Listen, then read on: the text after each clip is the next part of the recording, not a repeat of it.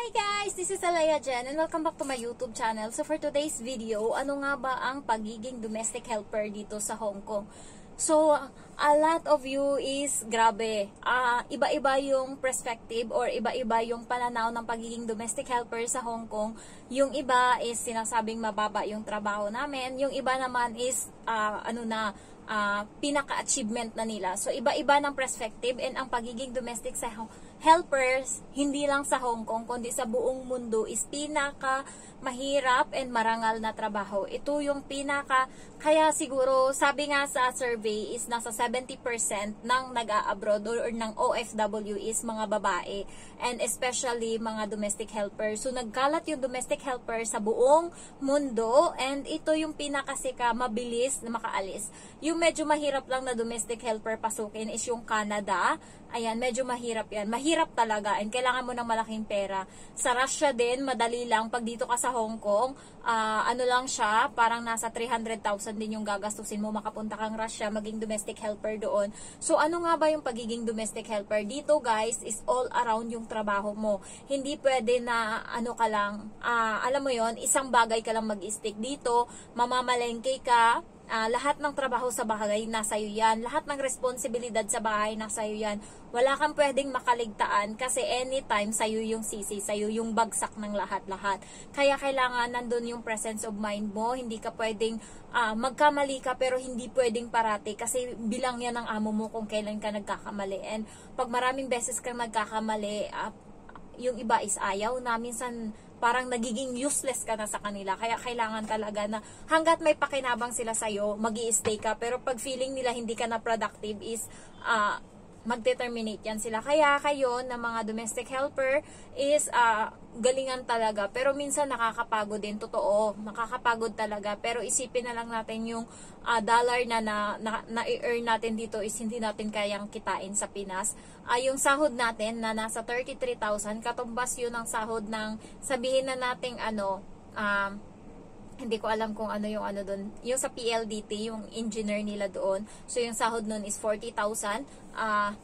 May bayaran pa silang bahay, kuryente, tubig. Tayo dito, 33,000, malinis na yan kasi kuryente, tubig, lahat-lahat, pagkain, din naman sa amo natin. Kaya kahit papano malaki din yung sahod natin and kung iisipin talaga makakapundar basta gamitin lang sa tama yung pera. Yung pagiging domestic helper is yung iba nabababaan sa pagiging domestic helper kasi yung trabaho natin yung pinakamahirap na trabaho sa lahat and non-stop yung trabaho natin, yung kahit buong araw ka na, ang liit-liit lang ng bahay pero hindi siya natatapos yung trabaho. Totoo yan, pero isipin ako ganyan non-stop talaga yung trabaho and kahapon Friday natapos ako. Alam nyo kung anong oras natapos ako maligo? 12:30 na. Ang dami ko pang ginawa kasi yung bag ng alaga ko is nagkaroon siya ng alam mo yun, yung itim na parang dot-dot na kapag nabasa ng ulan and then hindi na agad natuyo and nagmumold. So nilabhan ko pa yon and umuwi kami kagabi galing sa bahay ng parents ng amo kong babae is alas 10 na. So 12:30 talaga ako natapos and pagod na pagod ako. Kaya kanina, nagising na naman ako ng alas 7 ng umaga, day off ko, kasi bumuhos yung malakas na ulan and yung bahay namin is nagtakal na yung yung sahig kasi nga nababasa ng ulan, yung parang kahoy doon, vinyl ba tawag doon? Sa kakabasa ng ulan, lumobo na siya pataas. So kapag inaapakan namin, parang sabi ng amo ko, parang daw kaming nasa dagat daw kasi parang nagbabalod-balod, nag-aalon-alon. So kanina gumising ako kasi bumuhos yung malakas na ulan. Kailangan kong ipasok lahat ng mga damit na nasa balcony kasi nga nababasa and also yung sahig. So wala din and nag-asikaso ako doon ng mga kailangan and pinrepare ko na din yung kailangan nila bago sila lumabas and bumalik ako dito sa kwarto. Nakatulog ako and nagising ako alas 12 na mahigit. So bumalik ako pagtulog 9 and then nagising ako alas 12. So nagmuni-muni lang ako and then lumabas. So mahirap talaga yung trabaho natin kung iisipin. Pero basta kumikita tayo ng pera kaysa naman sa Pinas tayo, wala tayong maasahan doon. Alam nyo guys, yung pagpunta dito sa abroad na bilang domestic helper, maraming pangarap yan na baon. nakadepende yan sa'yo kung paano mo tutuparin. Merong iba na kailangan tapusin, may kailangan paaralin. So, marami talaga. And yung kaibigan ko nga, napaubos na paaral yung mga kapatid niya. And, ayun, hanggang ngayon, naging lao na siya. 34 years old na siya, hindi siya nag-aasawa kasi nga may mga kailangan pa siyang tapusin. So, yung iba is gustong-gustong maging domestic helper. Hindi kasi nila alam yung pinagdadaanan natin dito. Kalma kayo dyan ng mga gustong mag-domestic helper and atat na umalis. Sulitin nyo yung mga panahon, oras, minuto na nandyan kayo. Iparamdam nyo sa mga mahal nyo na mahal nyo sila and hindi kayo, alam nyo yun, sulitin nyo kumain kayo ng masasarap na pagkain dyan kasi pagdating dito sa Hong Kong, mahirap mo na yung maranasan. And dito, ang baba ng tingin sa atin ng mga amo natin. Yung ibang mga katulong is, hindi sila pinapaligo sa CR ng amo nila. Alam niyo yun, sa labas sila pinapaligo. And yung pagkain, hiwalay kang kumain, hindi ka pwedeng sumamang kumain sa kanila sa mesa, doon ka sa kusina kumain.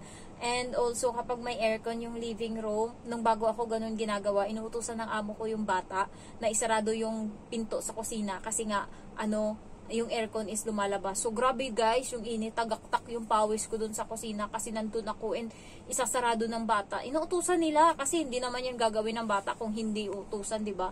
Kaya parang naging na ng bata noon, yung parang ugali niya na every time inuon yung aircon, sinasarado niya yung pinto sa kusina. So, ayun, ang init-init. Alam mo yung ang baba talaga. Tapos, nung bago ako dito, hindi pa nga ako inanuhan ng aircon dito. Hindi nila ako tinuruan kung paano tinuruan ako pero pinatayan ako ng aircon. Buti na lang kamo nahanap ko yung Tapos, nahanap ko yung paraan kung paano yon i-on. Kaya, yung iba guys, parang kabaong yung nila, yung kwarto nila. Hindi sila pwedeng kumain or doon. Kasi nga, sa isang kwarto, double deck, amo niyang tomboy, and then, si Manili nanonood to, kanya to, buong kwarto, and then double deck, bata, nasa ilalim siguro, o sa taas, basta, dalawang, double deck, and, ayun, nandun yung bata, and then yung tomboy na amo din niya.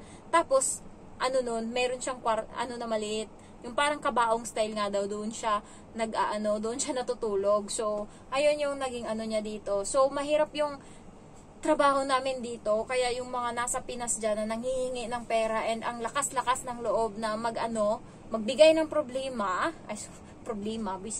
magbibigay ng problema sa amin dito sa na lahat ng problema nila dyan, salo din namin dito, pero problema namin is hindi ninyo masalo-salo. So, manahimik muna kayo dyan, maawa kayo sa amin dito. Kasi kaya yung iba nagpapakamatay or nadidepress dahil nga sa ganyan, problema nyo, sinasalo namin. Kaya nga sabi ko sa mga kapatid ko and mama ko, nag-aaway sila always guys, hindi sila nananahimik. So sabi ko sa kanila, wala na kayong ginawa dyan, kundi mag-away. Wala naman, puro kayo tama. Sabi ko gano'n sa kanila. Kayo ganyan lang trabaho nyo, kami dito, marami kaming trabaho. Nahahassle kami sa away nyo. Ginanon ko talaga. Kasi nga, wala silang ginawa. Bakit kailangan mag-away kung pwede namang mapag-usapan? So hanggang ngayon, nag-aaway sila, hindi nagpapansinan. Wala na akong magagawa kasi lahat ginawa ko na para magbati sila pero hindi pa rin talaga. And lumalala yung ugali, kaya pinapabayaan ko na lang. Yung pagiging domestic helper is yung responsibilidad ng nanay ng bata is nakaasa na sa'yo. Yung ibang helper is sila pa yung katabi ng bata matulog. Kung gigising yan, iihi, tatai, yan, lahat-lahat gawain mo yan. Aside from that, sa umaga, buong bahay is lilinisan mo pa, mamamalengke ka pa ngayon. Kung may alaga ka na medyo malaki na nag-aaral, susunduin mo pa yan. O kaya isama mo yung maliit, susunduin mo. Pasalamat na lang talaga ako. Very thankful kasi yung alaga ko is isang peraso lang. Yun lang yung nakagandahan sa akin. Isang peraso lang. And yung bata na yun is whole day sa school. So, umaalis siya ng bahay alas 7 ng umaga. Uuwi siya is alas 4 na ng hapon. So, sinusundo ko siya. Ang rota ko ng sundo sa kanya is ngayon, 2 linggo ng sunod-sunod na 4 na araw ko siyang sinusundo. Lunes, Martes, Merkules, Huwebes. Pero dati talaga, Lunes, Martes, amo kong babae sumusundo kasi may extra activity siya.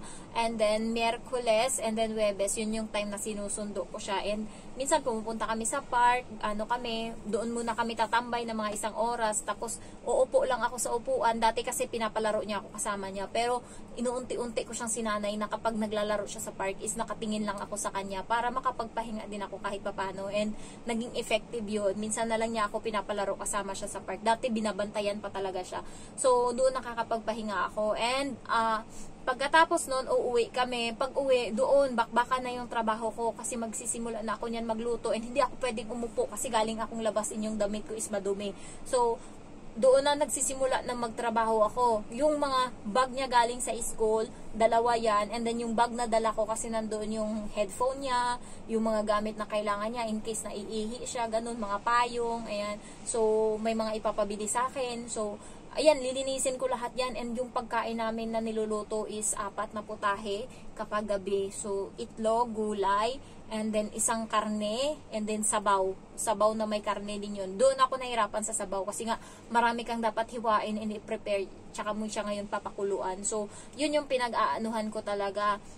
And marami kang hugasan na gulay. Be careful kayo sa paghugas ng gulay kasi maraming mga uod dyan. Kailangan wala silang makitang mali-mali dyan sa ano nyo, sa pagkain nyo kasi ayaw nila yan. Nandidiri sila. And minsan nga pag may nakita yung amo ko na pilik mata, hindi naman sa akin kasi nga bumibili siya ng, alam mo yung parang kanin na merong sa loob, merong karne, so nakalagay, nakabalot yan sa dahon, and nakita niya merong pilik mata doon. Hindi naman akin yun kasi inisdim ko lang, hindi ko naman binuksan. Tapos parang nawalan siya ng gana kumain, nilagay niya yung pagkain doon, hindi niya nakinain nung nakita niya yung pilik mata.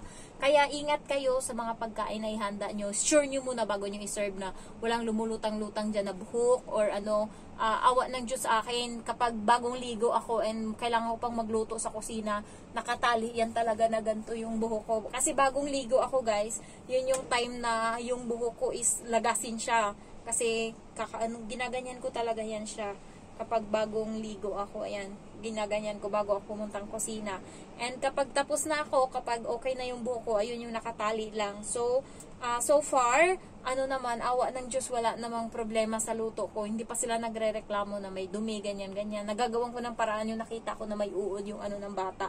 And also, ingat kayo sa mga kasi meron silang tinatago minsan ng mga na camera na naka-battery lang, yung hindi siya naka-install, hindi siya nakasaksak. So, ingat kayo sa ganyan kasi ganyan yung meron doon sa parents ng amo kong babae. Meron silang ganun. And nagtaka yung Indonesian nung sinabi ko sa kanya na meron. Hindi siya naniwala. Sabi ko meron. And parang kinabahan siya. Siguro may ginawa siyang mali doon. And sabi ko sa kanya, sinabi ng isang katulong na meron nga daw na nakatago na yung lang ba, yung parang meron kasi kami dito pero hindi na gumagana. Yung parang nakaganon siya na hindi siya nakasaksak pero may battery siya. So, ayun daw yung nakalagay doon sa parents ng amo kong babae. So, marami daw nakaano doon. And hindi alam ng katulong. So, nung sinabi ko yan sa kanya, paulit-ulit niya akong tinanong kung totoo, kung ganyan. Sabi ko, meron nga, sabi ng isang katulong. Kasi yun matagal na, 2 years na mahigit. So, alam niya na yung pasikot-sikot doon. Tapos, ayun, parang hindi na siya naging kampante ngayon. Kasi nga, pero ngayon, sabi ko sa kanya, tinanggal na nila ngayon kasi matagal-tagal ka na. Sabi kong ganun. So, ayun lang guys. Kaya yung pagiging katulong is marangal na trabaho at the same time nakakapagod. Especially sa Middle East. Marami kang aalagaan doon. Yung ng kapatid ko doon is sobrang hirap. Pero kinakaya niya. Kasi nga, pero wala siyang ipon guys. October, mag-e-end na siya ng contract. Wala siyang nabili. Nabili niya lang is pero nakahiram ako sa kanya ng pera, nasa 30,000 yung hiram ko sa kanya. Nawalo ko kasi siya nung sa paluwagan na yan, and then hindi binigay sa kanya yung pera niya, nasa 100,000 yung meron doon. Kaya sabi ko sa kanya, nagsayang ka talaga ng pera, sabi kong ganun. And wala siyang nabili, aside from meron kaming bangko or upuan sa bahay. Grabe yung ulan, sobrang dilim. So, yun, yung niya, yung napundar niya lang, and wala talaga. Kaya sabi ko sa kanya, pilitin mo ngayon na masimulan yung bahay mo kahit papano. Kasi ako, kahit papano, meron na, nakapundar na ako kahit papano naman. Sabi ko sa kanya, pilitin mo yung sayo, tutulungan kita, sabi ko ganun.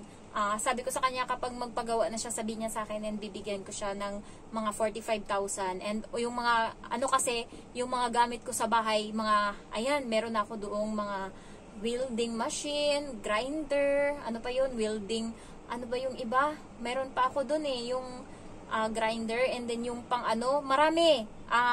humigit 7,000 yung nabili ko ng mga materialis na mga pang panday, ganyan. So, nagulat nga yung pang panday kompleto ako. Sabi ko sa kanya, ipapahiram ko yon, and also yung mga plywood ko na mga hindi nagamit, and nandun pa yung mga sa formas, pwede niya pang magamit yon. Mas makatipid siya, and then yung mga kahoy namin na pinangganon-ganon doon sa bahay is magagawa niya pa yon, maano niya pa.